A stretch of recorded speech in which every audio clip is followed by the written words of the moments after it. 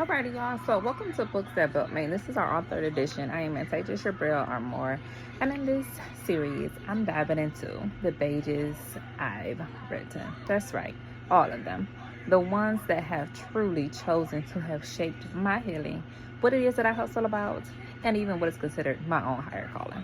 These are not just books, boo boo. No, they're not. Okay. You may have thought that, but you was wrong. As usual. What else is new? They're pieces of my own journey. Yeah, a journey. Not Lids, not the underground station, but my truth, boo boo. Something that nobody else can tell. Okay? No matter how hard you try. We all know y'all try. And now yours as well. Alright, so this is going to go into episode 7. Yeah, already. We didn't do episode 7. Can you believe it? I'm so totally ready and so here for it. So as we get into that particular batch of cookies, yum, yum, yum, yum. Hope y'all brought y'all appetite. Let's get into the Route 60. Episode number 7. Season and series number 3. Okay. So the Route 60, which y'all can find online via Barnes & Noble. All you have to do is enter in on barnesandnoble.com and take just your real lot more. Go there and watch the magic unfold. The Route 60 memoir written with love, Sapphire. So personal identity and cultural as well. Oh, for sure. Because our culture is so riddled with everybody talk about how sex before marriage is so cool. Hello, religious in our Christianity believes sex before marriage is a sin. And this is plenty of reasons. Check out the book as to why. Please do and thank you. I greatly appreciate it. And that's the reasons why. And how does that shape your personal identity? Boo boo. Listen. It's going to reveal some things that you had no desire to ever even know. But because your haters are what they are, you open book. So let's get into what our focuses is going to hit like today. Navigating personal and cultural identity in writing. It's not for everybody. It's so many nurses in our family. We have no writers. None. Everybody's a nurse. Everybody wants the angle as to be a nurse and practice. Everybody want to be a nurse. Boo boo. Everybody. It's amazing. It's really, really, really, really, really amazing. Now, what does that mean for someone who loves to write? And I mean, for my women who know how to write, is culture gonna write for you? No. It's the people next door still gonna write for you. No matter how cute and new and shiny and sparkly new. No. The true answer is no. It has not changed like shifting shadows. For my ladies who live by themselves and they got to pull out the trash every month. Is y'all looking forward to this? No. But according to cultural identity and your personal beliefs and your personal identity, you have to continue to take out that trash, right? Am I right? Right. Yes, I am. Nobody come up and get it out your kitchen for you. That's a part of being a culturally alert and aware young woman. When it comes to dealing with writing, how many skills have I had to really figure out what it is that I wanted to say? How many times have I been in those positions where what it is that I had to say was literally choked out of me? Like, there's so many times where I'm not even supposed to have had a voice, no identity that is able to have ever been manifested into nothing that I have going on. I'm not allowed to speak on nothing that I've ever been through. I'm not allowed to have any life whatsoever outside of what it is that the haters want for me to have. Other than that, I'm psychotic. If I got any other wish and desire, Lord forbid, if I have any other dreams or desires that I wish to pursue or manifest, oh my God, I'm a bitch. If I got any other dreams or aspirations going on, I'm going to be locked up in a psych ward. I'm going to have so many issues going on because of the desire that I have to do. Alrighty, y'all. Now, again, haters are not happy that you winning, that you're successful. And truth be told, they're not supposed to damn be. Haters are haters. No matter what you do, they always gonna have something that's negative to say in your face. And then if you turn your back, Lord forbid, they gonna go harder. So be prepared for that. Be mindful for that. I've gotten to the point now where I'm like, you know what? All possibilities I'm prepared for. Period. That's where I am. So my ladies who have been there and done it, you already know how to traverse all them type of negative ass waters that's coming your way. You didn't pray for an angle for all of them. Because that's where your mindset has gotten you. And not because the haters have wished you well either, mind you, because they don't. They have not. They aren't. So stop holding your breath thinking that they is. That's the waste of your time and energy. That's better put in a way to get about what it is that you found yourself in because of your haters. Mind you.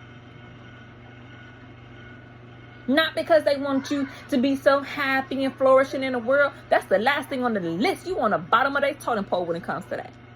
So you got to put yourself on a pedestal. You got to put yourself at the front. You got to put yourself on the top of the line. You got to put yourself where you see yourself. And that's where you're going to have to make sure that you going to continuously reach.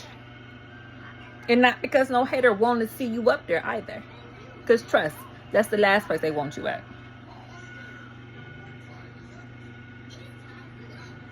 So navigating personal and cultural identity in writing is all about me manifesting what it is that I wanted to come, regardless of the noise of these haters. Regardless of the noise of the females that's been reared in nothing but gossipy ass households. And every time they see you, they want to take it out on whatever drama that they done got at some ill impulse and bring it into a spick and span space where they don't even fit in at because of their own attitudes. So you're going to learn how to keep a little rag on you. Every ill they spit, just take a nice little cloth and just gently wipe away and keep on trucking. As you continuously build that muscle, it gets easier, ladies. Trust me, it does. I mean, because after 5, 10, 15, 20 years, my girl and Lisa Coach just wrapped up a whole 10-year anniversary. 10 years of doing something that she loves over and over and over and over again. For 10 years. Can you imagine what transpires within a 10-year time span? That's a decade. I was just saying this other night. To have lived and realized that you spent 30-something plus years with a person, I hope you coming out feeling top tier. Because if you coming out feeling anything less than, whether it's drained, feeling like you gonna believe the liar's lies, or anything that makes you feel ill at ease, or anything like that, you need to pack up your boxes and go. You need to pack up your goddamn boxes and go. And let their asses, if they want, watch you do that. And suck with a sour pussy aspect because you know you're gonna see it. They not gonna hide it. They ain't gonna be in no rush to give you no kind of comfort whatsoever. So you're going to have to kind of sort of realize that that's the energy they put out there in the universe when it comes to dealing with you and your dreams and how you chosen to have manifested them because of their hateful ways.